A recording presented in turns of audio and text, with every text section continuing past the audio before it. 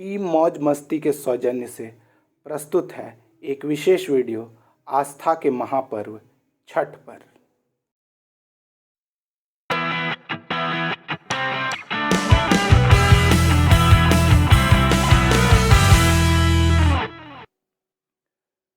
प्रकृति की पूजा छठ महापर्व का महात्म्य अनोखा है। भारतीय संस्कृति से जुड़ी छठ महापर्व की जानकारी साझा करना तो बनता है। बात तब की है जब मैं IBM में कार्यरत था। एक प्रोग्राम मैनेजर ने कहा था, आप कुछ भी कर लो, बंगाली को दशहरा में और बिहारी को छठ में छुट्टी लेने से कभी नहीं रोक सकते। बात बिल्कुल सही बोली थी। इन त्योहारों का अलग ही महत्व है इन प्रदेशों में। तो आइए आज बात करते हैं छठ पूजा के बारे में। छठ मूल रूप से बिहार के अलावा झारखंड, पूर्वी उत्तर प्रदेश, बिहार और झारखंड की सीमाओं पर मनाया जाता है। हालांकि अब ये पूरे हिंदुस्तान के अलावा विदेशों में भी मनाया जाने लगा है।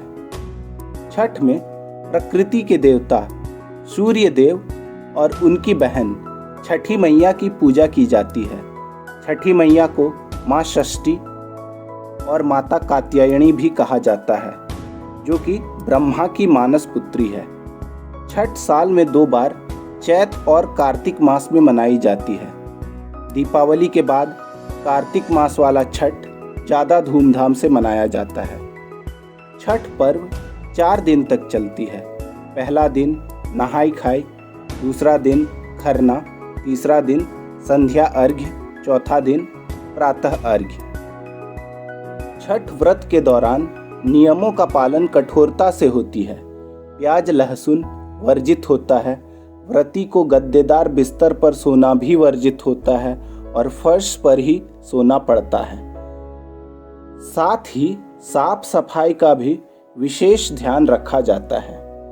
छठ के पहले दिन कद्दू भात का भोग लगाया जाता है और दूसरे दिन गुड़, अरवा चावल, गन्ने के रस से बना खीर का। छठ व्रती को 36 घंटे का निर्जला उपवास धारण करना पड़ता है। प्रसाद में ठेकुआ सबसे विशेष है। इसके अलावा गन्ना, नारियल, फल, चावल के लड्डू इत्यादि चढ़ाए जाते हैं। संध्या और प्रातः अर्घ्य के लिए नदी तालाबों में घाट का निर्माण होता है। छठ पूजा के लिए एक बांस की बनी हुई टोकरी में पूजा के प्रसाद फल डालकर अपने हाथों से उठाकर छठ घाट पर ले जाया जाता है। यह अपवित्र न हो, इसलिए इसे सर के ऊपर की तरफ रखते हैं। गन्ने के डंडे जमीन पर गाड़कर उसके सामने पूजा अर्चना होती है। व्यावसायिक वर्ग के लोग छठ के लिए दिल खोल कर दान करते हैं और घाट पर मुफ्त दूध का वितरण भी करते हैं। अब बात करते हैं छठ से जुड़ी कथाओं के बारे। प्रथम मनु प्रियव्रत ऋषि कश्यप के परामर्श पर पुत्रेष्टि यज्ञ किए थे, किंतु मृत संतान प्राप्त होने पर उन्होंने आत्महत्या का निर्णय लिया। तब माता षष्ठी के स्पर्श से उनके पुत्र को पुनः जीवन मिला और तब से ही छठ पर्व का प्रचलन आरंभ हुआ। एक मान्यता के अनुसार भगवान श्री राम रावण पर विजय प्राप्त करने के बाद अयोध्या लौटे, तब इन्होंने माता सीता के साथ कुलदेवता सूर्य का आशीर्वाद प्राप्त करने के लिए छठ व्रत किया था। सूर्य पुत्र कर्ण अंग प्रदेश के राजा थे। पिता सूर्यदेव इनके आराध्य थे। अंग प्रदेश, जो कि वर्तमान में बिहार स्थित भागलपुर है, अपने राजा की सूर्य भक्ति से प्रभावित होकर अंग देश के निवासी सूर्य देव की पूजा करने लगे। तभी से छठ पूरे बिहार में प्रचलित हो गया। ब्रह्म हत्या का प्रायश्चित करने के लिए पांडु अपनी पत्नी कुंती और माद्री के साथ वनवास में थे। तब महारानी कुंती ने पुत्र प्राप्ति की इच्छा से सरस्वती नदी में सूर्य की पूजा की थी। पांडवों की पत्नी द्रौपदी ने अपने पतियों का राजपाट वापस लौट आने की कामना से छठ व्रत रखते हुए सूर्य की उपासना की थी।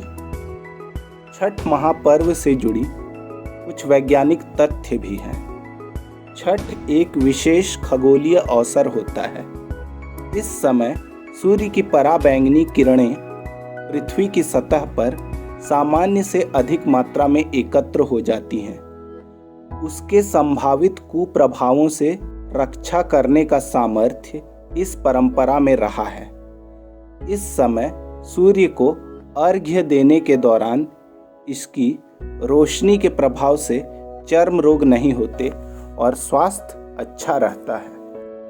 बिहार में छठ एक महापर्व के रूप में मनाया जाता है।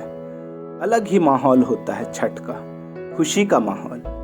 चारों तरफ आध्यात्मिक लहर के साथ छठ के लोकगीत सुनाई देते हैं। बचपन के छठ की यादें आज भी जहन में है। वीडियो डिस्क्रिप्शन में कुछ लोकप्रिय छठ गीतों का लिंक दिया हुआ है, तो उनका आनंद लीजिए और छठी मैया की भक्ति में रम जाइए। आप सब पर सूर्य देव और छठी मैया की कृपा बनी रहे।